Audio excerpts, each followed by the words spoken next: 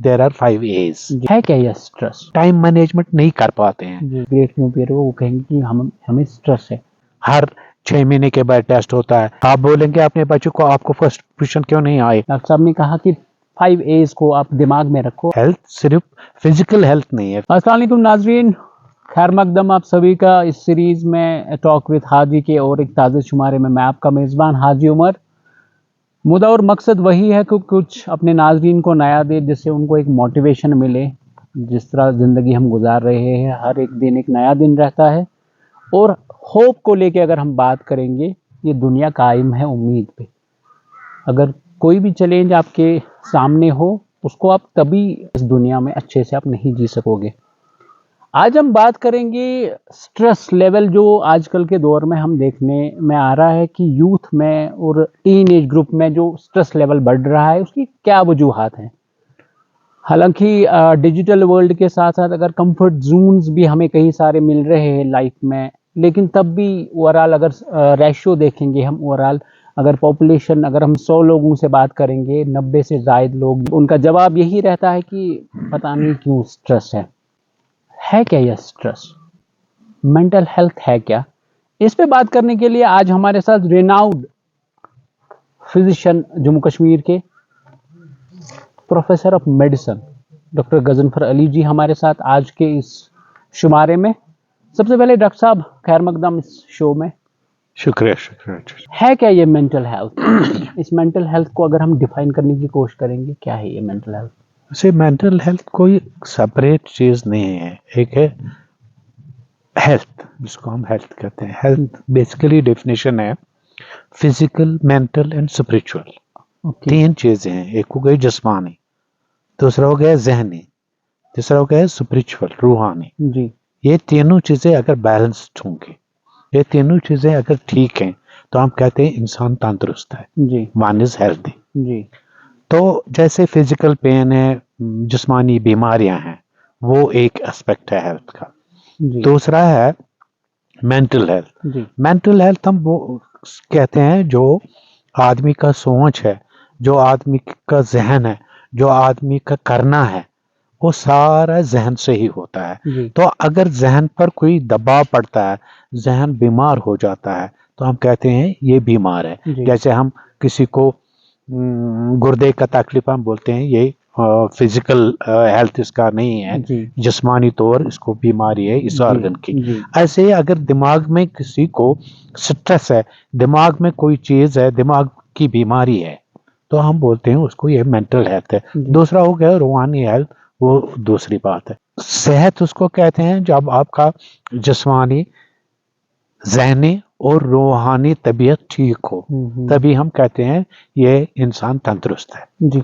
तो mental health हो गया कि अगर हमारा जहन अच्छी तरह से काम नहीं कर रहा है, हमारा जहन स्ट्रेस के अंदर है, हमारी जो कैपेबिलिटीज है हमारे ब्रेन की वो कर नहीं पाते हैं, तो हम कहते हैं ये जो है ये मेंटल स्ट्रेस है। नॉर्मली अगर हम कहेंगे ना कि मासेस की अगर हम बात करेंगे, ओवरऑल हेल्थ जो हमने आज तक समझा है, किसी को कहेंगे कि आप हेल्दी है, उसकी बॉडी हेल्दी है, इस मेंटल हेल्थ पे ज़्यादातर ध्यान क्यों नहीं जाता है? मैंने कहा वही तो है कि हेल्थ सिर्फ फिजिकल हेल्थ नहीं है, फिजिकल सिर्फ जिस्मानी नहीं है। जी। अगर कोई बहुत तगड़ा बंदा होगा तो हमको लगेगा ये बहुत ताकतवर आदमी है, लेकिन उसका जहन काम नहीं करता, वो तो बीमार है। जी। ऐसे ही रूहानी बीमारी है, ज़हनी बीमारी है, तो फिजिकल बीमारी है। तो आप सेपरेट नहीं कर सकते हैं। कोई तंदुरुस्त है, कोई अच्छा बिल्ट है, मस्कुलर बॉडी है, तो अगर उसको कोई ऑर्गन खराब नहीं है, कोई ऐसी बीमारी नहीं है, लेकिन दिमाग काम नहीं करता ठीक तरह से, दिमाग अंडर स्ट्रेस वर्क करता है, तो वो बीमार है। जी।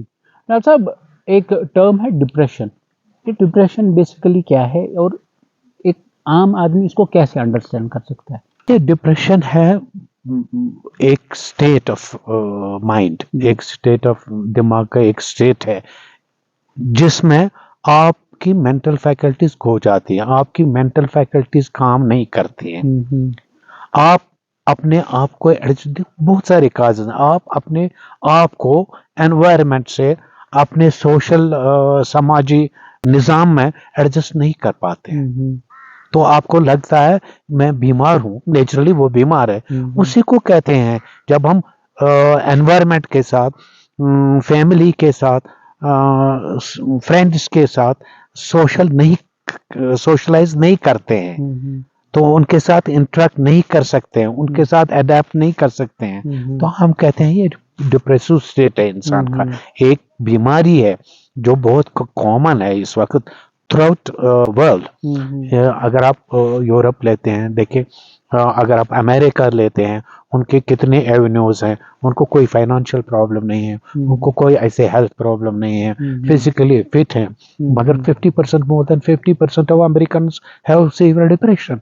वजह क्या है? वो तो हमें देखना है कि जो स्ट्रेस है हमारे यूथ का, हमारे टीनेजर्स का, उसमें मल्टीपल काजेस होते हैं, मतलब बहुत सारी चीज़ें हैं जो हमको एक जो मैं आपको बताऊंगा, टीनेजर्स में, यूथ में सबसे ज़्यादा जो स्ट्रेस है वो एकेडमिक्स है। अच्छा, वो एकेडमिक सबसे इम्पोर्टेंट स्ट्रेस है, मतलब अर्ली एज से ही अर्ली एज से। Academic tests, I would put it, academic tests जो होते हैं, तो वो इंसान को, वो बच्चे को, वो यूथ को स्ट्रेस रखते हैं। आप बोलेंगे अपने बच्चे को आपको फर्स्ट पोजीशन क्यों नहीं आए, आपको 70% ही क्यों आए, आपका टेस्ट है कल, आपने ये, तो वही तो आपको पता होगा कि नई एजुकेशन पॉलिसी में उन्होंने कर दिया कि कोई इम्तिहान नहीं है, there is no board level up to 10th में भी नहीं है, it will be in 12th।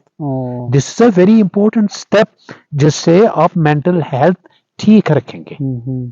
आपने एकेडमिक टेस्ट्स को निकाल दिया है एजुकेशन करिकुलम से, ये बहुत बड़ी, ये एक बहुत बड़ा स्टेप है, क्योंकि ये main cause of stress and depression in youngsters, in youth and teenagers. जो टेस्ट हर 6 महीने के बाद टेस्ट होता है, देखो कितना ग्रेड है, वो तो गवर्नमेंट ने कर दिया है। And main reason behind this stopping academic tests, stopping board exams till 12th is to relieve the stress of the youngsters.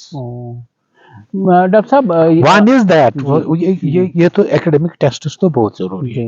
दूसरा चीज जो है कैरियर, मैं कहाँ पहुंच जाऊंगा, मैं कितना ऊपर जाऊंगा, वो जो कैरियर कंपटीशन है आज के जमाने में, कैरियर को लेके जो दिमाग में घूमता रहता है, तो वो भी एक बहुत बड़ी स्ट्रेस लेवल इंक्रीज करता है यंगस्टर्स में। Career, one is academic tests, दूसरा है जो कैरियर है, मेरा कैरियर क्या है, मैं ये बनूंगा नहीं बनूंगा। सो कैरियर एंग्जाइटी जो है वो स्ट्रेस लेवल्स को इंक्रीज करते हैं। तीसरा हो गया फाइनेंशियल, ये मैं यंगस्टर्स को, यूथ का बोल रहा मैं। दूसरा हो गया फाइनेंशियल, आपकी फैमिली नहीं कर पाती है आपको प्रोवाइड लैपटॉप्स, आपकी फैमिली नहीं कर पाती है आपको provide different things which you may need और which you want to aspire. बहुत बड़े ग्रुप में वो भी एक स्ट्रेस प्रोड्यूस करता है कि हमारी family financial conditions are not very good, तो वो भी एक बहुत बड़ा फैक्टर है। जी डॉक्टर साहब, आपने कहा कि कोई फैमिली किसी को लैपटॉप नहीं दे पा रही है तो वो स्ट्रेस में आ जाता है, एकेडमिक स्ट्रेस है, कैरियर को लेके स्ट्रेस है। ओवरऑल अगर हम यंग जनरेशन में वो पेशेंस है ना, वो पेशेंस कम होती जा रही है। नहीं, वही तो मैं बोल रहा हूँ ना, और चीजें हैं कि एडेप्टेबिलिटी हम में नहीं है। जी, मतलब आप समाज में जाते हैं, आप जाते हैं, suppose you go to college या आप स्कूल में जाते हैं, वहाँ आपसे ऊपर 2-4 हैं, वो हैं, ये हैं, you don't adjust with them, तो वो भी एक स्ट्रेस लेवल बन जाता है कि मेरी एडजस्टमेंट नहीं हो पा रही है डिफरेंट रीजन से। तीसरा है कि हम टाइम मैनेजमेंट नहीं कर सकते हैं, वक्त का इंतजाम नहीं कर सकते। मेरे को ये काम करना है, मेरे को ये काम करना है, मेरे को उधर जाना है, मेरे को इसमें अटेंड करना है, तो हम टाइम मैनेजमेंट नहीं कर पाते हैं। सो वो भी एक स्ट्रेस लेवल हमारा इंक्रीज करता है। डॉक्टर साहब, आजकल के दौर में मतलब ओवरऑल अगर हम देखेंगे कि फैमिलीज की बात करेंगे, जहाँ पे न्यूक्लियर फैमिलीज की बात है, 3 बंदे रह रहे किसी मकान में, 3 लोग 3 मोबाइल लेके 3 कॉर्नर्स में बैठे, क्या आपको लगता है कि ये भी एक वजह है, स्ट्रेस लेवल बढ़ रहा है कि कोई किसी के साथ बात भी नहीं नेचुरल करता है, मोबाइल वर्ल्ड में वो गुम वो है सारे वो लोग। वो तो बड़ा बड़ा इम्पोर्टेंट चीज है, क्योंकि वो तो इम्पोर्टेंट सोशल फैक्टर है। आप घर में बैठे हैं, हर एक फैमिली अलग अलग है, आप बच्चों से बात नहीं कर पाते, आप बच्चों के साथ डिस्कस नहीं करते, बच्चा आपके साथ डिस्कस नहीं करता है, स्टूडेंट नहीं कर सकता, कॉलेज स्टूडेंट वो आपके साथ डिस्कस नहीं करता, वो लगा अपने में, माँ लगे दूसरे में, आप खुद लगे दूसरे में। तो ये जो हम सोशलाइज नहीं कर पाते, घर में सोशलाइज नहीं कर पाते, हम घर में इकट्ठे होके भी, चाहे न्यूक्लियर फैमिली हो, आप अब दोष देंगे कि ये न्यूक्लियर फैमिली है, नहीं, मैं कहता हूँ उस फैमिली में भी जहाँ 10 15 20 बंदे इकट्ठे हैं, आप आइसोलेटेड हैं, आप घर में रह के 10 15 बंदों के साथ, रिलेशंस के साथ रह के भी आप आइसोलेटेड है, क्योंकि आपको मोबाइल के साथ लगा, वो भी आइसोलेटेड, वो भी सो आइसोलेशन जो हो रही है, वही कह रहा हूं मैं, टाइम मैनेजमेंट नहीं कर पाते हैं, तो वो तो एक बहुत बड़ा स्ट्रेस लेवल प्रोड्यूस करता है। इस स्ट्रेस की अगर हम डिप्रेशन की अगर हम स्टेज की बात कर ले, अर्ली स्टेज पे हम कैसे जान सकते हैं कि इस बंदे को काउंसलिंग की जरूरत है, ये डिप्रेशन का शिकार हो गया है? वो तो इस बात पर मुनहसर है कि उसको कितनी स्ट्रेस लेवल है। एक स्ट्रेस लेवल है जो उसकी कैपेसिटी है, वो नहीं कर पाता है, सपोज काम नहीं कर पाता, वो उसको फैटिक है, वो नहीं कर पाता काम, आप वो पूछें उसको क्या बात है, मेरे को सर दर्द है, headache very important stress symptom है, headache very important stress symptom है, मेरे को हिम्मत नहीं है, मैं ये काम नहीं कर पाऊंगा, स्ट्रेस सिम्टम है, he doesn't do well in studies में वो नहीं, क्योंकि वो कंसंट्रेट नहीं, वो 2 घंटे बैठेगा, वो कुछ सीख नहीं पाएगा, क्योंकि उसको स्ट्रेस है, तो वो he doesn't do well in studies, वो अनदर सिम्टम, हेडेक है, इरिटेबिलिटी है, बाप के साथ लड़ाई करता है, माँ के साथ लड़ाई करता है, भाई के साथ लड़ाई करता है, बहन को थप्पड़ मारता है, तो वो जो इरिटेबिलिटी है, वो जो बर्स्ट्स ऑफ एंगर है, वो भी बड़ा इंपॉर्टेंट सिम्टम है स्ट्रेस का। You don't behave well with your friends, आप बिहेव अच्छे नहीं कर पाते, तो वो भी आपको बता देगा कि इसको स्ट्रेस लेवल है। अगर आप किसी से मिलेंगे, काम का आपसे लड़ाई करेगा, काम का आपसे नाराज हो जाएगा, तो आपको समझ लेना चाहिए इसका स्ट्रेस लेवल बहुत ज्यादा है। डॉक्टर साहब, जम्मू कश्मीर की बात अगर हम करेंगे, यहाँ पे ड्रग यूज़ में यूथ ज़्यादा इन्वॉल्व हो रहा है, और अगर हम कई सारे यूथ से बात भी करेंगे, वो उनको कहेंगे कि सिगरेट क्यों पी रहे हो, वो कहेंगे कि हमें स्ट्रेस है। डू यू फील कि मतलब स्ट्रेस है, में मैं वही इंसान कह रहा जाके ड्रग में जा सकता मैं है? वही कह रहा हूँ जो मैंने पहले ही बोला था, एक तो एकेडमिक टेस्ट, अब आने वाली जनरेशन में वो कम हो गए, लेकिन इस वक्त जो चल रहा है, यूथ जो चल रहा है जो है, उनको तो एकेडमिक स्ट्रेस, जो मैंने बोला एकेडमिक टेस्ट बहुत स्ट्रेस प्रोड्यूस कर रहे थे। दूसरी होती है एडेप्टेबिलिटी नहीं होती है, सोशल एडेप्टेबिलिटी नहीं होती। तीसरी है कि वही कैरियर परसिस्टेंट थॉट है, व्हाट विल आई डू, मैं क्या करूंगा, या कंपटीशन है, कंपटीशन में निकलूंगा नहीं निकलूंगा, सो फाइनेंशियल प्रॉब्लम्स होती हैं, सब में बहुत सारों में होती हैं, तो ये सारे मिलके इंसान को मेंटल डिजीज देते हैं, जिसको हम बोलते हैं ये मेंटली एब्नॉर्मल है, ये हाई स्ट्रेस लेवल से इनको। देयर आर 5 A's जी। One is you have to adapt, जो आपके पास है उसी में अपने आप को अडेप्ट करना जी। दूसरा ए है एक्सेप्ट, हाँ, पहला है वो अडेप्ट, यू उसमें adapt change yourself to adapt to the things, ji.